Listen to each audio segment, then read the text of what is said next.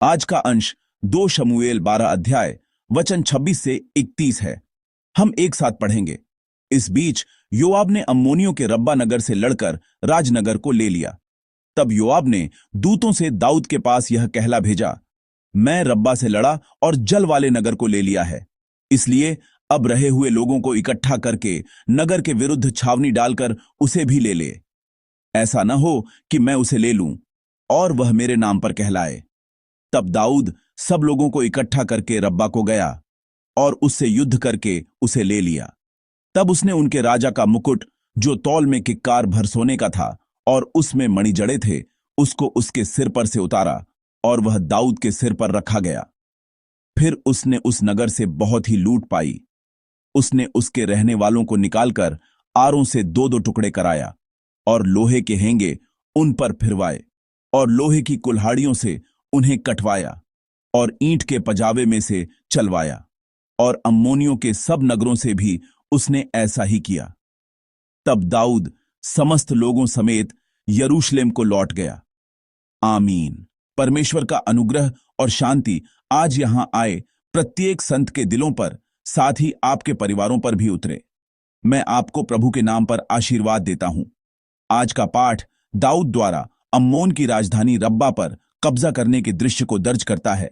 आज के युद्ध की शुरुआत 2 शमूएल अध्याय 10 से होती है। 2 शमूएल 10 को देखें। अम्मोन के राजा नाहाश की मृत्यु हो गई। उसकी मृत्यु का शोक मनाने के लिए दाऊद ने राजदूत भेजे। हालांकि अम्मोन के राजा नाहाश के पुत्र हानून ने यह सोचकर कि दाऊद द्वारा भेजे गए राजदूत जासूस थे, उन्हें बुलाया, उनकी आधी दाढ़ी मूंढ दी, उन्हें लज्जित किया और उन्हें वापस भेज दिया। इसके कारण अराम के साथ शुरू हुए युद्ध के दौरान अध्याय 10 से अध्याय 12 आयत 20 तक जो हमने कल देखा, यह दाऊद और बतशेबा की कहानी है। दाऊद अराम के साथ युद्ध में नहीं गया, बल्कि महल में रहा और परमेश्वर के सामने पाप किया। और अराम के साथ युद्ध में उसने ऊरियाह को शहर की अग्रिम पंक्ति में भेजा और उसे युद्ध में मरने दिया। वह घटना है। इस प्रकार युद्ध की कहानी फिर से जारी होती है और यह आज की कहानी है। सेनापति योआब की कमान में युद्ध अब समाप्त हो रहा है। अम्मोन की यह राजधानी रब्बा, जॉर्डन की वर्तमान राजधानी अम्मान का पुराना नाम है। यह यर्दन नदी के ऊपरी पूर्वी तट पर स्थित एक महत्वपूर्ण रणनीतिक बिंदु था। शहर एक प्राकृतिक किला था जो केंद्र में नदी के साथ एक आंतरिक शहर और एक बाहरी शहर में विभाजित था।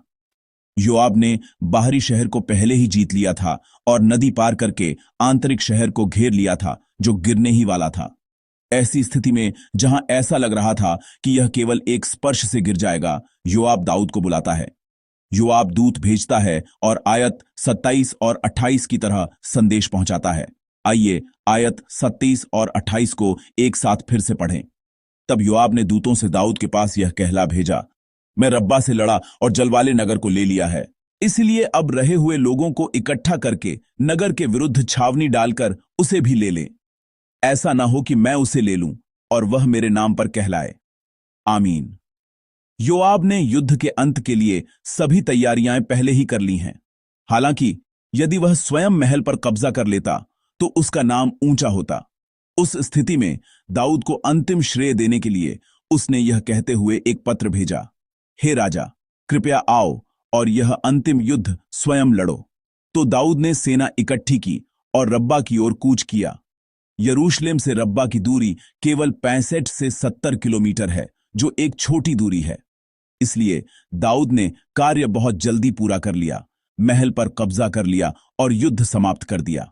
और अम्मोन की राजधानी रब्बा पर कब्जा करने के बाद दाऊद ने अम्मोनियों के राजा यानी उनके राजा का मुकुट ले लिया। उस मुकुट का वजन सोने का एक किक्कार है, जिसके बारे में कहा जाता है कि यह लगभग 34 किलोग्राम है।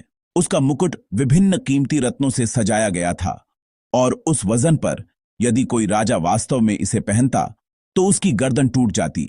इसलिए अधिकांश विद्वानों की व्याख्या है कि यह अम्मोन के देवता मिल्कोम की मूर्ति थी और यह मुकुट उस मूर्ति पर रखा गया था। आज यदि आप आयत 30 के मध्य भाग को देखें तो यह दर्ज है कि दाऊद ने वह मुकुट लिया और उसे अपने सिर पर रख लिया। आज इस एक वाक्य के माध्यम से हम दाऊद में आए बदलाव को देख सकते हैं। अब तक जब भी वह अनगिनत युद्ध जीतता था, दाऊद हमेशा जीत की खुशी परमेश्वर को देता था। वह युद्ध की लूट को परमेश्वर को बलिदान के रूप में यह कहते हुए चढ़ाता था कि जीत के सभी कारण परमेश्वर में थे, इसका श्रेय उसे देता था। लेकिन अब बात अलग है। परमेश्वर की महिमा को उसने अपने लिए ले लिया है।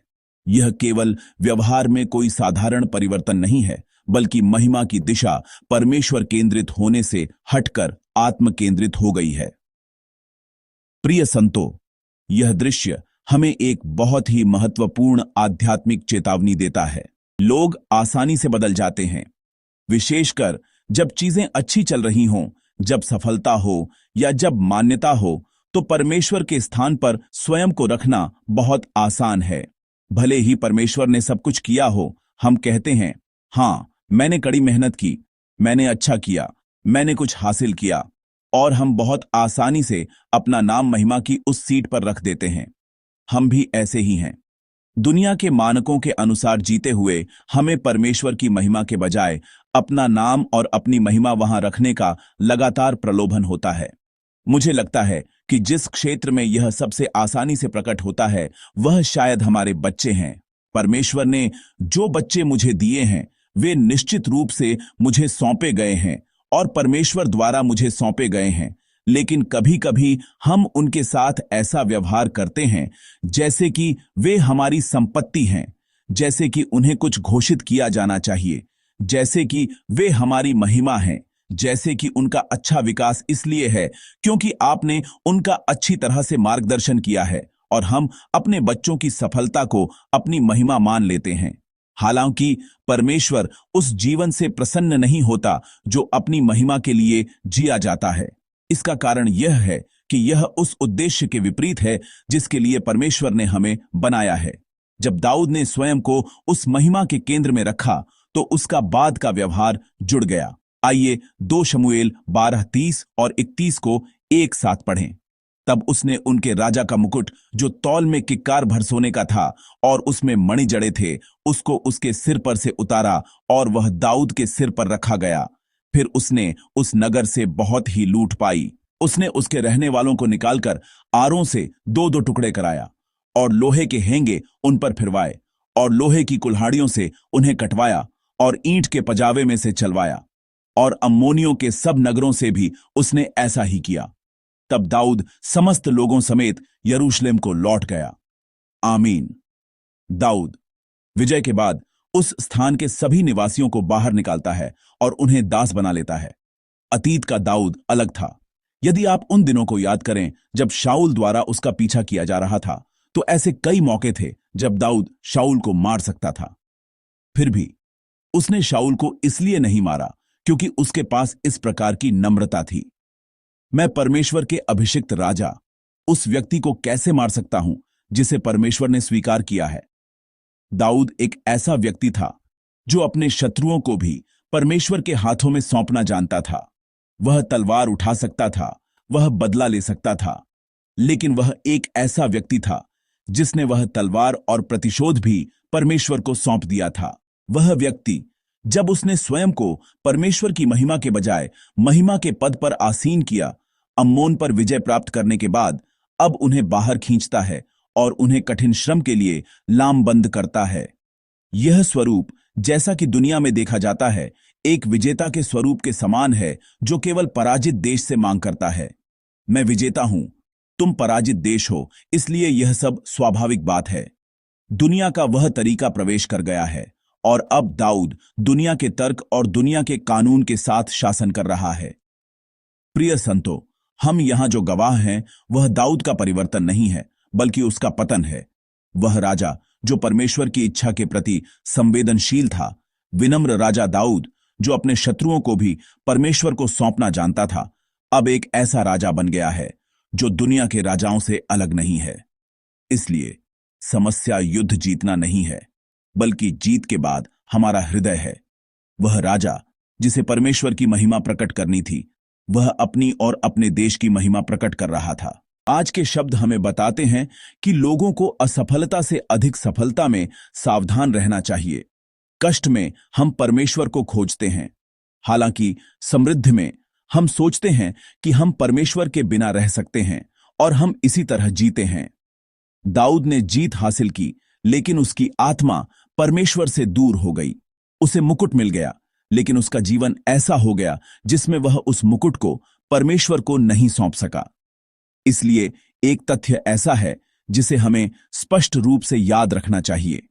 हमारे जीवन में अनगिनत मुकुट होंगे, धन का मुकुट, स्वास्थ्य का मुकुट और रिश्तों का मुकुट, विश्वास का मुकुट और बच्चों का मुकुट।